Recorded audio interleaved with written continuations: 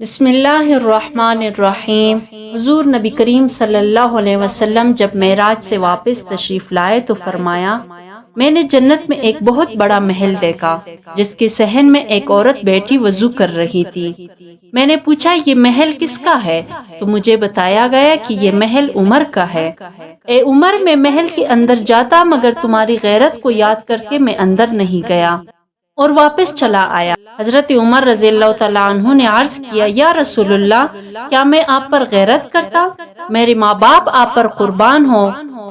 یا رسول اللہ، ایسا کب ہو سکتا ہے؟ پھر حضرت عمر رضی اللہ تعالیٰ عنہ رونے لگ گئے۔ ایک دفعہ کا ذکر ہے کہ حضرت عمر رضی اللہ تعالیٰ عنہ نے مدائن کسریٰ میں ایک لشکر بھیجا۔ جب لشکر دجلہ کے کنارے پر پہنچا تو وہاں کوئی جہاز اور کشتی نہ تھی جس کے ذریعے پار ہوتے۔ سعد بن ابی وقاص رضی اللہ تعالیٰ عنہ جو اس لشکر کی جرنیل تھا اور خالد بن ولید رضی اللہ تعالیٰ عنہ نے لشکر سے آگے بڑھ کر فرمایا کہ اے دریا، اگر تو حکم الہی سے چلتا ہے تو ہم تجھے حرمت نبی صلی اللہ علیہ وسلم اور عدل عمر کا واسطہ دیتے ہیں کہ تو ہمیں رستہ دے دے تاکہ ہم بآسانی پار ہو جائے۔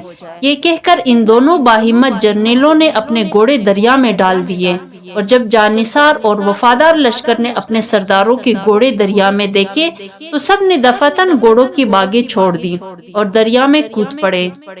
دریا نے ان پاک لوگوں کو رستہ دے دیا اور ان کے گھوڑوں کی کر تک پانی سے تر نہ ہوئے اور وہ صحیح سالم پار ہو گئے۔ حضرت عمر رضی اللہ تعالیٰ عنہ کے عدل کی برکت تھی جو حضور صلی اللہ علیہ وسلم کی طفیل ظہور پذیر ہوئی اور بغیر کسی جہاز و کشتی کے سارا لشکر دریا سے پار ہو گیا۔ حضرت عمر رضی اللہ تعالیٰ عنہ نے ایک ملک میں اپنا لشکر جہاد کے لیے بھیجا اور اس لشکر کا افسر حضرت ساریہ رضی اللہ تعالیٰ عنہ کو مقرر فرمایا۔ حضرت ساریہ رضی اللہ تعالیٰ عنہ اپنے لشکر کو لے کر اس ملک میں گئے اور کافروں سے جہاد کرنے لگے۔ ادھر مدینہ طیبہ میں ایک روز خطبہ دیتے ہوئے حضرت عمر رضی اللہ تعالیٰ عنہ نے آواز دی، اے ساریہ، پہاڑ کے ساتھ رہو اور پہاڑ کو اپنے پیچھے رکھو۔ لوگ حیران ہوئے کہ خطبہ کے اندر یہ بے جوڑ بات کیسی؟ ساریہ تو یہاں سے دور کسی ملک میں لڑ رہا ہے، پھر یہاں ایسے آواز دینے کا کیا معنی؟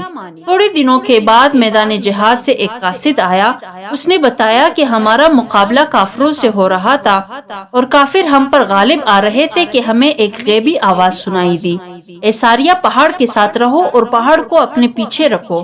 چنانچہ ہم نے اس ہدایت پر عمل کیا اور پہاڑ کو پیچھے رکھ کر ہم نے اپنے پشت کو محفوظ کر لیا اور پھر دشمن سے ڈٹ کر مقابلہ کیا تو دشمن شکست کھا گیا اور اللہ نے ہمیں فتح دی۔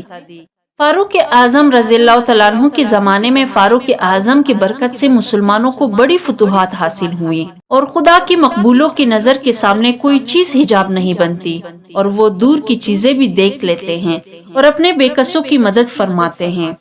ایک دفعہ حضرت علی رضی اللہ تعالیٰ عنہ نے فاروق اعظم رضی اللہ تعالیٰ عنہ کے دور خلافت میں ایک خواب دیکھا کہ مسجد نبوی میں خود حضور نبی کریم صلی اللہ علیہ وسلم فجر کی نماز پڑھا رہے ہیں اور حضرت علی رضی اللہ تعالیٰ عنہ بھی حضور کی اقتداء میں نماز پڑھ رہے ہیں۔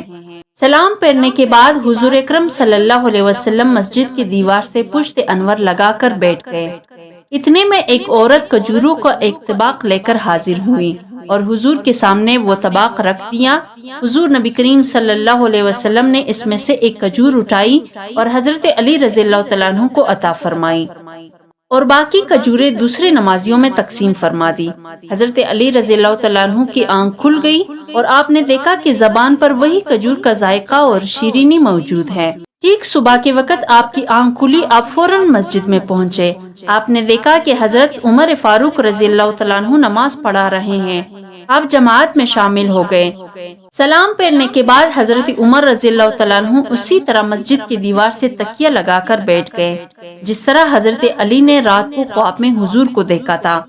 تھوڑی دیر کے بعد ایک عورت بھی کھجوروں کا ایک طبق لے کر آ گئی اور فاروق اعظم رضی اللہ تعالیٰ عنہ کی خدمت میں پیش کر دیا۔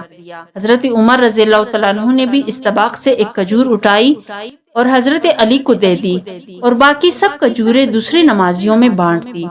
حضرت علی رضی اللہ تعالیٰ عنہ نے حضرت عمر رضی اللہ تعالیٰ عنہ سے کہا، اے امیر المؤمنین، ایک کھجور مجھے اور بھی دے دیتے تو کیا بات تھی؟ حضرت عمر رضی اللہ تعالیٰ عنہ نے فرمایا، اے علی مرتضیٰ، اگر رات کو رسول اکرم صلی اللہ علیہ وسلم آپ کو دوسری کھجور عنایت فرماتے تو اس وقت میں بھی آپ کو دوسری کھجور دے دیتا۔ جب سرکار نے نہ دی تو میں کیسے دوں؟ حضرت علی رضی اللہ تعالیٰ عنہ بولے، اے عمر، یہ خواب کا واقعہ آپ کو کیسے معلوم ہو گیا؟ حضرت عمر نے فرمایا، اے علی، بندہ مومن نور ایمان سے سب کچھ دیکھ لیتا ہے۔ جس مصلی پر حضرت علی رضی اللہ تعالیٰ عنہ نے حضور نبی کریم صلی اللہ علیہ وسلم کو خواب میں نماز پڑھاتے دیکھا، اسی مصلی پر حضرت عمر فاروق رضی اللہ تعالیٰ عنہ کو جاگتے میں نماز پڑھاتے دیکھ لیا۔ گویا فاروق اعظم رضی اللہ تعالیٰ عنہ حضور صلی اللہ علیہ وسلم کے سچے جانشین ہیں۔ ایک دفعہ حضور نبی کریم صلی اللہ علیہ وسلم کے زمانے میں ایک یہودی اور ایک منافق میں کسی بات پر جھگڑا پیدا ہو گیا۔ یہودی چاہتا تھا کہ جس طرح بھی ہو میں حضور نبی کریم صلی اللہ علیہ وسلم کی خدمت میں اسے لے چلوں۔ چنانچہ وہ کوشش کر کے اسے حضور صلی اللہ علیہ وسلم کی بارگاہ عدالت میں لے آیا اور حضور نے واقعات سن کر فیصلہ یہودی کے حق میں دے دیا۔ وہ منافق یہودی سے کہنے لگا کہ میں تو عمر کے پاس چلوں گا اور ان کا فیصلہ منظور کروں گا۔ یہودی بولا، عجب الٹے آدمی ہو، کوئی بڑی عدالت سے ہو کر چھوٹی عدالت میں بھی جاتا ہے۔